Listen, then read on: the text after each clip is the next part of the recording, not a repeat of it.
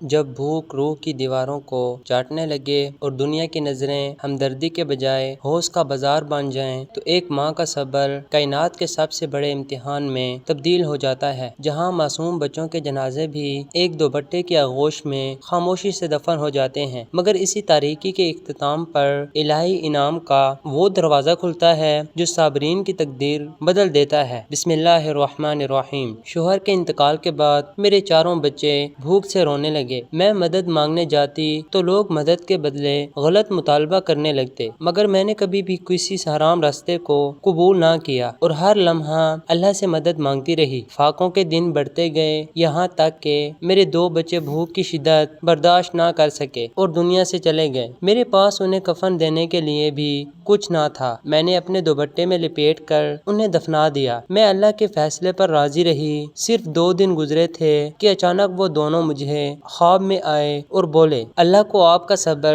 پسند آ گیا ہے، کل آپ کو اس کا انعام ملے گا۔ صبح اٹھتے ہی دروازے پر دستک ہوئی اور جب میں نے انتہائی لرزتے ہوئے کانپتے ہاتھوں سے اس پرانے لکڑی کے کواڑ کو کھولا تو سامنے ایک بہت ہی بوڑھے اور نورانی چہرے والے بزرگ کھڑے تھے، جن کی سفید ریش چمک رہی تھی اور ان کی آنکھوں میں گہری ہمدردی اور شفقت کا ایک سمندر موجزن تھا، اور ان کے پیچھے ایک بہت بڑی مال برادر گاڑی کھڑی تھی جو ہر طرح کے قیمتی اناج، بہترین راشن اور زندگی کی تمام تر بنیادی ضرورتوں کے سامان سے اوپر تک لدی ہوئی تھی۔ انہوں نے مجھے دیکھتے ہی بغیر کوئی سوال کیے ایک بہت بڑا اور وزنی کپڑے کا تھیلا میری جھولی میں ڈال دیا، جس کے اندر سونے کے چمکتے ہوئے سکے اور بہت سارے پیسے موجود تھے، اور وہ کہنے لگے کہ بیٹی، مجھے رات خواب میں تمہارے ان معصوم بچوں نے تمہاری قسمہ پرسی اور اس طویل فاقہ کشی کا سارا اہور رو رو کر سنایا ہے، اور کائنات کے خالق و مالک نے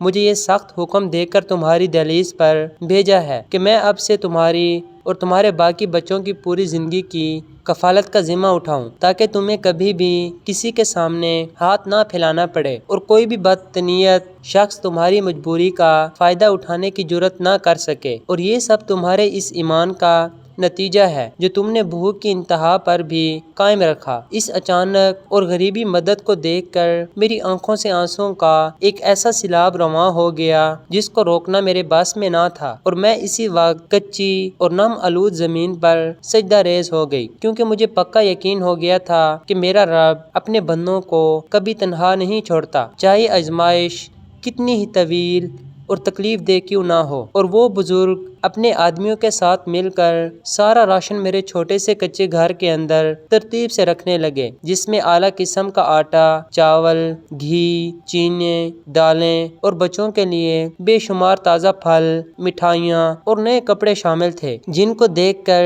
میرے باقی ماندہ 2 بچوں کے مرجھائے ہوئے چہرے خوشی سے کھل اٹھے اور ان کی مر جاتی ہوئی آنکھوں میں زندگی کی رمق اور چمک دوبارہ لوٹ آئی، جبکہ وہ نورانی بزرگ مسلسل میرے سر پر شفقت کا ہاتھ پھیرتے ہوئے مجھے حوصلہ دے رہے تھے اور کہہ رہے تھے کہ اب تمہارے صبر کی کٹھن رات ہمیشہ کے لیے ختم ہو چکی ہے، اور اب تمہارے اس گھر میں کبھی بھی کوئی بچہ بھوکا نہیں سوئے گا، کیونکہ خدا نے تمہاری پاک دامنی اور اس بدترین وقت میں ایمان پر قائم رہنے کی لاج رکھ لی ہے، اور تمہارے ان 2 معصوم بچوں کی قربانی کو عرش الہی پر قبول فرما کر تمہارے لیے دنیا اور آخرت دونوں میں کامیابی لکھ دی ہے، اور اب تمہیں زندگی کے کسی موڑ پر بھی اکیلا پن محسوس نہیں ہوگا، کیونکہ اللہ کی رحمت نے تمہیں گھیرا ہوا ہے۔ اس معجزاتی دن کے بعد سے ہماری غربت اور فاقوں کے وہ ہولناک اور سیاہ دن ہمیشہ ہمیشہ کے لیے ختم ہو گئے، اور میرے ان دونوں زندہ بچ جانے والے بچوں کی زندگی مکمل طور پر سنور گئی، کیونکہ اس غیبی انعام اور سرمایہ کی بدولت میں نے نہ صرف ایک اچھا، مضبوط اور محفوظ گھر بنایا، بلکہ اپنے بچوں کی اعلیٰ تعلیم و تربیت کا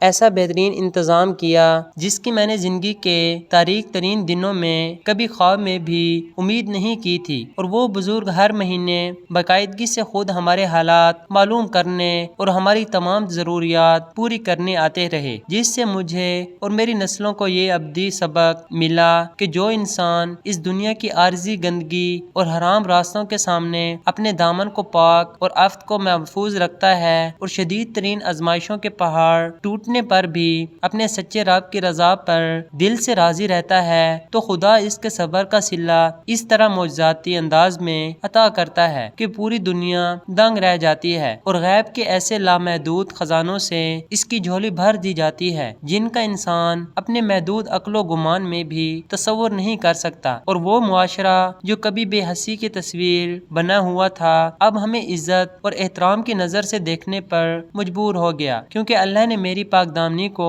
زمانے کے سامنے سرخرو کر دیا تھا۔ وقت کا پہیہ اپنی رفتار سے چلتا رہا اور الہی رحمت کے اس سائل نے ہمارے زخموں پر ایسا مرہم رکھا کہ ماضی کی تمام تلخیاں دھندلی پڑنے لگی، اور وہ بزرگ نہ صرف ہر ماہ ہمارے راشن اور اخراجات کا خیال رکھتے بلکہ انہوں نے میرے دونوں بچوں عاصم اور عائشہ کی تعلیم کے لیے شہر کے بہترین ادارے کا انتخاب کیا، جس کی بدولت عاصم نے اپنی انتھک محنت سے قانون کی اعلیٰ ڈگری حاصل کی تاکہ وہ معاشرے کے مظلوموں کی جنگ لڑ سکے، اور عائشہ نے طب کا شعبہ چن کر ایک نامور ڈاکٹر بننے کا خواب پورا کیا۔ یوں جو لوگ کبھی ہماری قسمہ پرسی اور مجبوری کا تماشا دیکھتے تھے اب جب وہ میرے بچوں کو ایک معزز اور باوقار مقام پر دیکھتے تو حسرت اور شرمندگی سے اپنی نظریں جھکا لیتے، کیونکہ اللہ نے ہمیں صرف مال ہی نہیں دیا تھا بلکہ اس سنگ دل معاشرے میں ہماری وہ عزت نفس لٹا دی تھی جسے کبھی بدتنیت لوگوں نے کچلنے کی کوشش کی تھی۔ جب میرے دونوں بچے اپنے اپنے شعبوں میں کامیاب ہو کر کمانے لگے اور ہمارے حالات اتنے مستحکم ہو گئے کہ ہم اب کسی وظیفے کی ضرورت نہ رہی تو ان نورانی بزرگ نے دنیا سے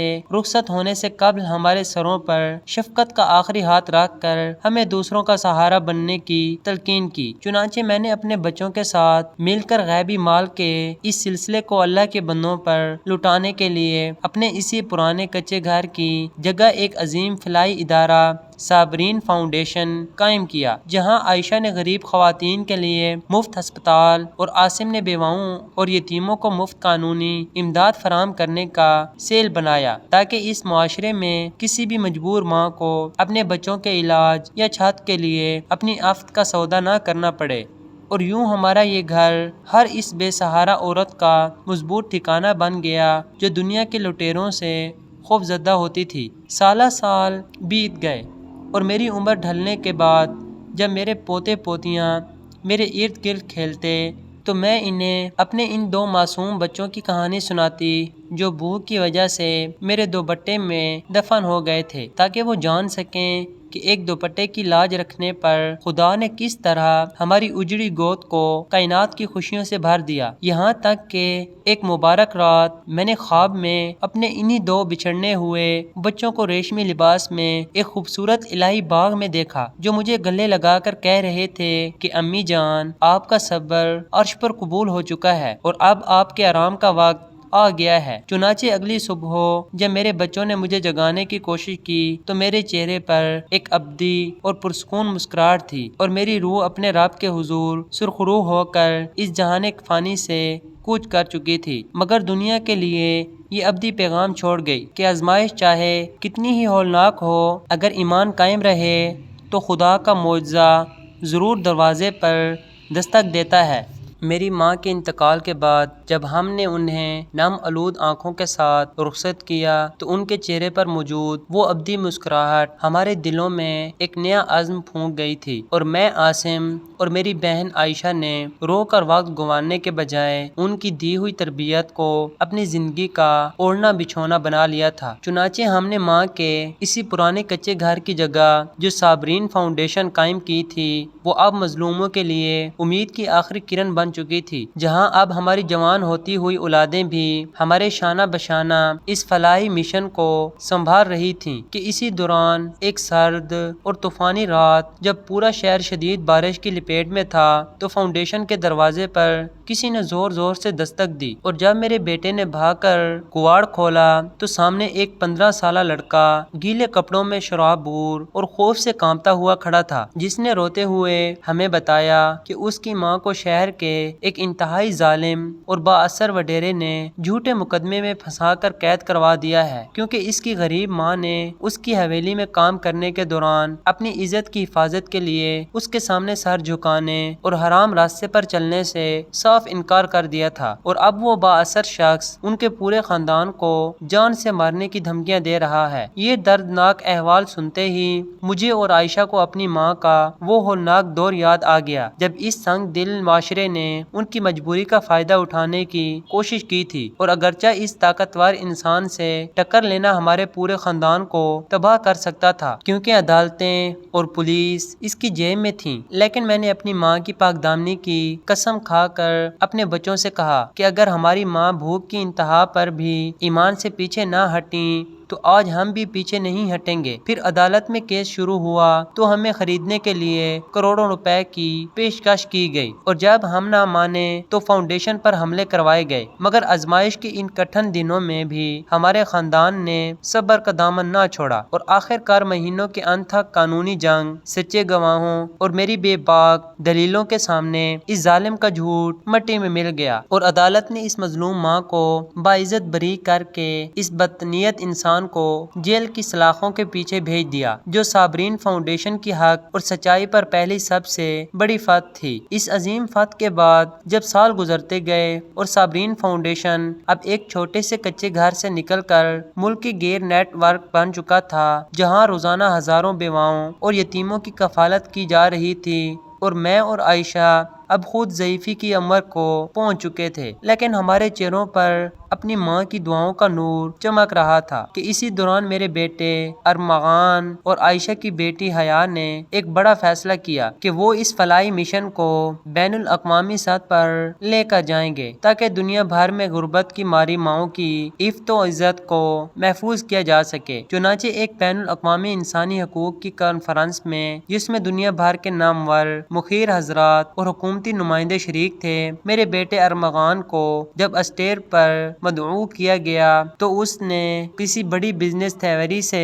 بات شروع کرنے کے بجائے اپنے ہاتھ میں ہماری مرحومہ ماں کا وہ پرانا بوسیدہ مگر انتہائی صاف ستھرا سبز دوپٹہ لہرایا جس میں انہوں نے میرے دو معصوم بھائیوں کو فاقوں کے بعد کفنا کر دفن کیا تھا، اور ارمغان نے نم آلود آنکھوں اور گرددار آواز میں دنیا کے سامنے اپنی دادی کی داستان صبر بیان کرتے ہوئے کہا کہ یہ دوپٹہ کپڑے کا معمولی ٹکڑا نہیں بلکہ اس ایمان کی ڈھال ہے جس نے بھوک کی ہولناکی کے سامنے بھی حرام راستے کو ٹھکرا دیا تھا، اور یہ علامت ہے اس صبر کی جس پر کائنات کے مالک نے عرش غیبی مدد نازل کی تھی۔ یہ سنتے ہی پورے حال میں ایسا سناٹا چھا گیا کہ وہاں بیٹھے ہوئے دنیا کے بڑے بڑے امیروں اور سربراہان مملکت کی آنکھوں سے آنسو بہنے لگے، اور اس کانفرنس کے اختتام پر دنیا بھر سے اربوں روپے کے فنڈز اور تعاون کے معاہدے صابرین فاؤنڈیشن کے نام کر دیے گئے، اور آج جب میں اور عائشہ اپنے اسی پرانے کچے گھر کے صحن میں بیٹھتے ہیں